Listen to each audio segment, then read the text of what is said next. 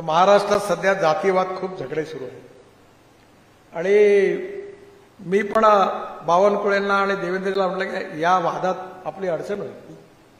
तर मी एक ठरवून टाकलं की जातीयवाद पाळायचा नाही. कुठलाही माणूस जो आहे तो जातीने मोठा नाहीये, तो गुणाने मोठा आहे. आणि या समाजातली छुवाछूत, अस्पृश्यता, जातीयता समूळ नष्ट झाली पाहिजे. आणि मी ठरवलं माझ्याही मतदारसंघात 22 लाख मतदार म्हणजे गोव्यापेक्षा जास्त आहे, डबल. आणि 40% मुस्लिम आणि दलित आहे. आणि सातत्याने काँग्रेस निवडून येणारा मतदारसंघ आहे. आणि आता मी उभा होतो तर माझ्या इकडले 5 आणि तिकडले 5 लंबे झाले पूर्ण. मी एकटा निवडून आलो. पण मी लोकांना सांगितलं की मी जात पात पाळणार नाही. जो करेगा जात की बात उसको कसके मारूंगा लात, असं सरळ पब्लिकली सांगितलं. आणि मी माझ्याकडे पाळत नाही ते. मला फरक पण पडला नाही.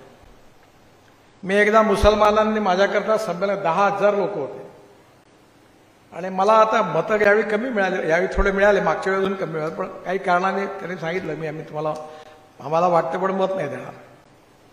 तो मी त्यांना सांगितलं तू मत देने के पहले याद रखना मैं प्योर चड्डी वाला हूं, आरएसएस वाला हूं. बाद में पछताओगे. पछताने के पहले सोचो, देना है तो दो, नहीं देना है तो मत दो. पर जो वोट देगा उसका भी काम करूंगा और जो नहीं देगा उसका भी काम करूंगा.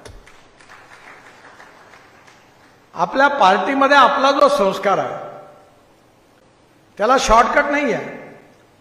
अडवाणीजी नेहमी म्हणायचे की we are a party with a difference. म्हणजे what is the difference between BJP and Congress.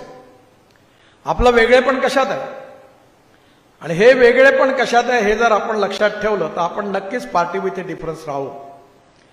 पण जे काम नाही करायला पाहिजे, जे ज्यांनी केलं आणि ज्यांच्या नाराजीमधून लोकांनी आपल्याला निवडून दिलं, तेच काम जर आपण करणार असू तर त्यांच्या जाण्यात फायदा नाही आणि आपल्या येण्यात फायदा नाही. आणि त्यामुळे येणाऱ्या काळामध्ये आपल्या पार्टीला, आपल्या कार्यकर्त्यांना सत्तेच्या बाबतीमध्ये politics is a instrument of socio economic reform.